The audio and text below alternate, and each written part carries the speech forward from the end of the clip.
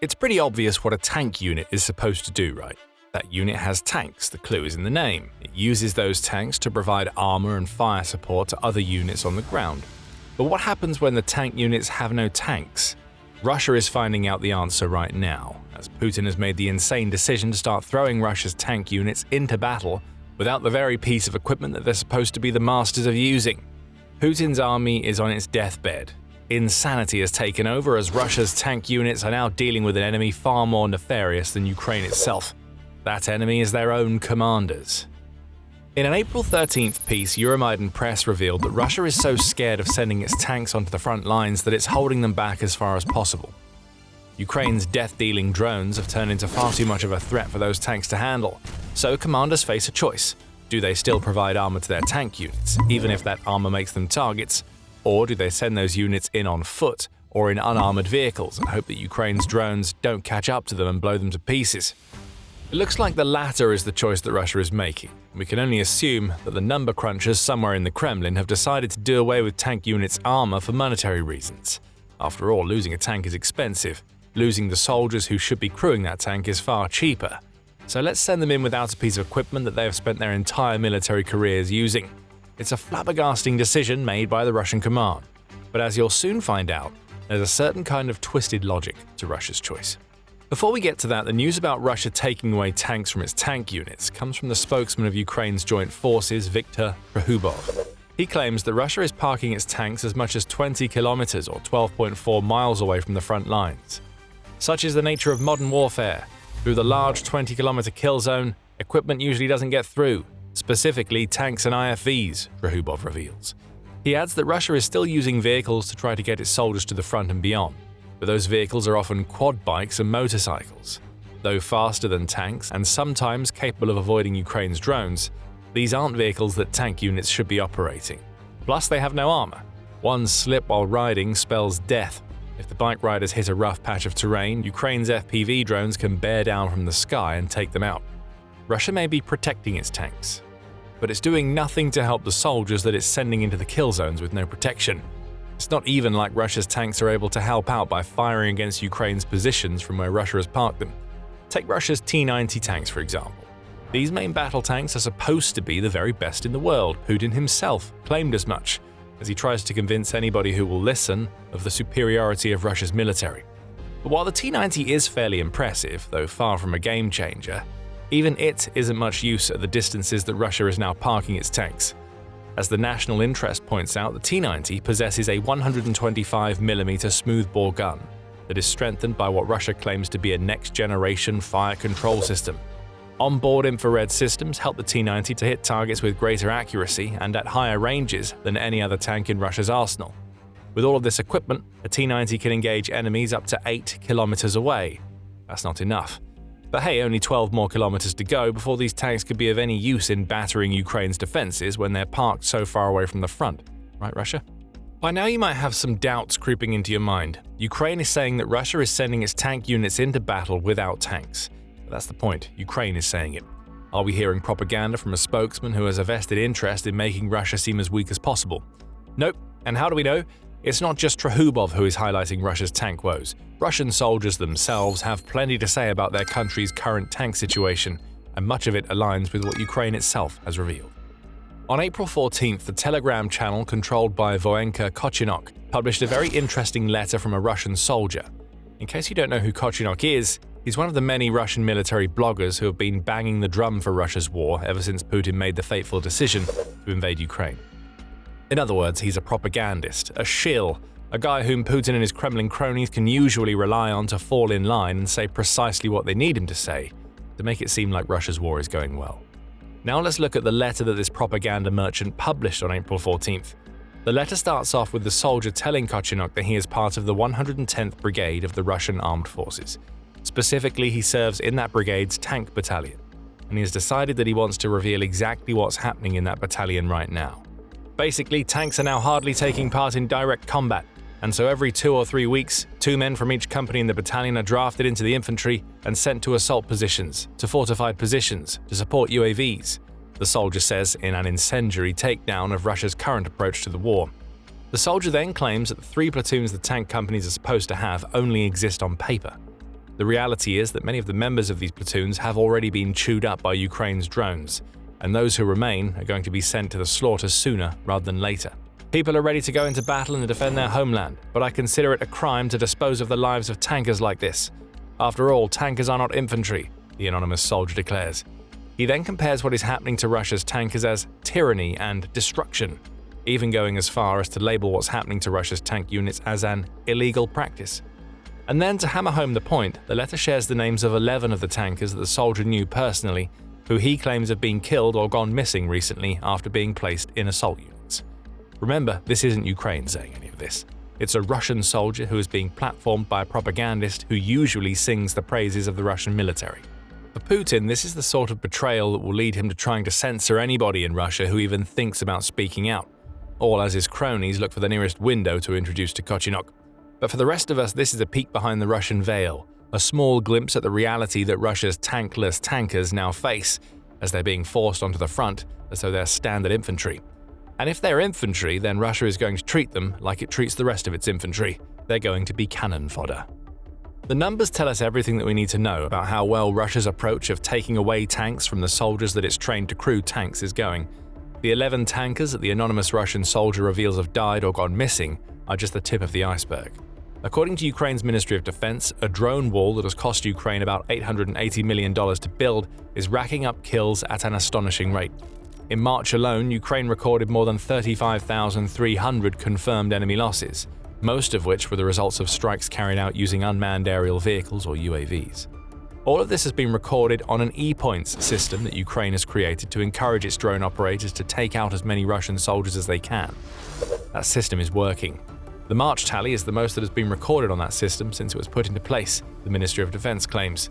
So Ukraine has a massive role to play in the sheer scale of death that Russia is experiencing on the battlefield right now. But Russia itself is making it easier than it should be. This is what happens when you send tankers into a fight on foot or riding bikes that offer no protection against Ukraine's enormous drone swarms. And it all leads us to the obvious question, why is this happening? Before we give you the answer, this is the Military Show, and we bring you the full picture that lies behind the headlines. Make sure you subscribe to the channel so you can stay ahead of the curve. Now back to why. There are two reasons: fear and shortages.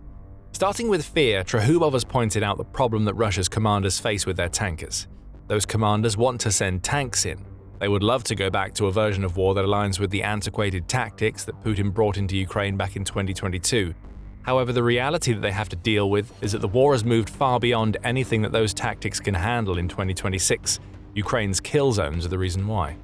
The 20 kilometers into which Russia's tanks no longer venture are loaded with the sorts of defenses that are an absolute nightmare for Russian armor.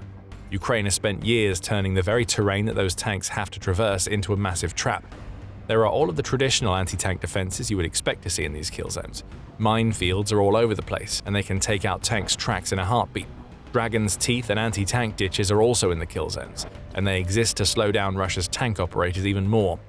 For most tank crews, there is simply no way through the kill zones in the vehicles that they're trained to drive, and it's only getting worse for those crews as Ukraine adapts and tweaks its kill zones. Back in December, United 24 Media took a trip through the layered kill zone fortification that Ukraine has created to stop tanks and soldiers at every turn. Ukraine's many innovations have centered around giving the kill zones as much depth as possible, which in turn allows for a greater dispersal of troops and equipment. In some cases, Ukraine even has single soldier positions, and it can do that because of the sheer volume of drones and robots that it deploys into its layered kill zones. Special teams back up the FPV drones that do the killing by flying high above, where they monitor the moves made inside the kill zones. As soon as a tank gets caught up in Ukraine's defenses, the recon drones send the signal, the FPV drones attack. If Russian tankers try to bypass the defenses, they end up on the open road, where they can be hit by artillery or FPV drones that find their mark more than 80% of the time. Ukraine has learned plenty of lessons from the fortifications that it and Russia have created in the past. The kill zones we see now are a terrible poison for Russian tanks. We told you earlier that there is a certain kind of twisted logic behind Russia's decision to take away tanks from its tankers. You get some insight into that logic when you learn more about the kill zones. Frankly, there's no point in sending tanks into these kill zones. They're sitting ducks, slow-moving targets that are easily destroyed by Ukraine's drones. We see that in the few recent instances when Russia has risked a tank assault. On March 8th, Russia attempted to send a mechanized column to assault the frontline town of Huliapola. In that column was a tank, an armored fighting vehicle, and a pair of all-terrain vehicles. Not a large column by any means, but that was by design. Maybe if Russia had been lucky, this small mechanized column would have been able to get through the kill zones and reach the town that it wanted to target. Spoiler alert, Russia wasn't lucky. As revealed by Ukraine's 225th Air Assault Regiment, Ukraine tracked the Russian armor and killed it with a series of drone strikes. The soldiers riding the tank and vehicles didn't fare any better, as their last moments were spent desperately searching for cover as Ukraine's drones descended upon them. This type of incident has been happening across the entire front line whenever Russia attempts to use its tanks. So Russia is doing the logical thing by keeping its tanks back. But you would think that the next logical thing would be to find some sort of counter to the Ukrainian kill zones. At the very least, you might think that sending the soldiers who used to drive Russia's tanks into those zones anyway would be the last thing that Russia would do. That sort of logic makes too much sense. Putin wants to take territory, and the only way to do that is to get soldiers to that territory. So the tanks are nixed, but the soldiers still push. Those soldiers end up in an unwinnable situation. Most die before they get anywhere near the front. Troops who make it through the kill zone and manage to infiltrate behind Ukraine's lines rarely fare any better. Putin's belief that any territory that a Russian soldier sets foot on can be claimed by Russia is antiquated and simply not relevant to the Ukraine war. The kill zones are proof of that. Plenty of Russian troops set foot inside them and even cobble together weak defenses. They are hunted down and die anyway. The same often goes for the infiltrators who get behind Ukraine's lines. They're waiting for backup that is dying in the kill zones. Supplies run out, Ukraine zeroes in on their positions. They die too, only they last a little longer than their comrades. With that, we come to the second reason why Russia is parking its tanks 20 kilometers or more behind the front lines. This one is far more practical. Russia simply doesn't have the tanks to spare for large mechanized assaults. According to Ukraine's Ministry of Finance, a little over 4 years of fighting Ukraine has cost Russia 11,866 of its tanks up to April 16th. Even if we only look at losses that can be confirmed via pictures and videos, the number is over 4,000. Which 1945 points out is more tanks than most countries have ever owned. The US only has 4,666 in total. Global Firepower reports, and that number places it fourth in the world. Every country below the US has fewer than 4,000. The point we're making with these numbers is that Russia's tank losses aren't just substantial, they're record-breaking. Nowhere near this much armor has been lost in any modern war, and Russia is finally starting to feel the sting of those losses as it burns through the last of its tank reserve. Russia is trying to build more tanks. It wants to send its tankers in to attack Ukraine using the armor that they've trained to use. However, the country's manufacturing efforts simply can't keep pace with the sheer number of tanks that Russia has already lost. According to Euromaidan Press, Russia is working its way up to building 428 tanks annually. To do that, it claims that it's set up a second factory to bolster production. However, the outlet claims there is evidence to suggest that this new factory isn't able to build the T-80 BVM tanks that it's supposed to be building from scratch. Instead, it's simply taking apart older tanks for parts that it can use to engineer supposedly new vehicles, which are really older tanks Russia already had in storage and are being refurbished. But even if that wasn't the case, 428 tanks per year should still be ringing alarm bells in the Kremlin. When you take Ukraine's figures or the confirmed losses, it still adds up to Russia making nowhere near as many tanks as it needs to replace those that it has lost in Ukraine. At 4,000 plus tanks lost, Russia is losing an average of about 1,000 tanks annually. If Ukraine's Ministry of Defense is right, the number is closer to 3,000 tanks per year. 428 tanks are nowhere near either of those numbers, and that's what Russia wants to build, not what it is actually building right now. Russia's tank situation is now so dire that it's pulling ever more decrepit armor from its stockpiles to make it appear as though it has any sort of tank presence in Ukraine. We already knew that Russia was using Soviet-era armor. It's been doing that since almost the beginning of the war. But according to United 24 media, Russia is now going so far as to fit ancient T-55AM tanks with cope cages to prevent drone strikes. Those tanks are rust buckets that are well over half a century old. Some date back as far as the late 1950s. It boggles the mind to try to think about what sort of impact these old tanks could have in a war where Ukraine has already proven that its drones can destroy far more advanced armor with ease. Cope cages aren't going to help. These ancient tanks should have been decommissioned decades ago. So Russia has a twofold problem that has led to it throwing its tank units into battle without tanks. Stockpiles have run so low that there are no longer enough tanks to go around. And even if there were, Ukraine's terrifying kill zones have become so effective that sending a tank into one is essentially a death sentence.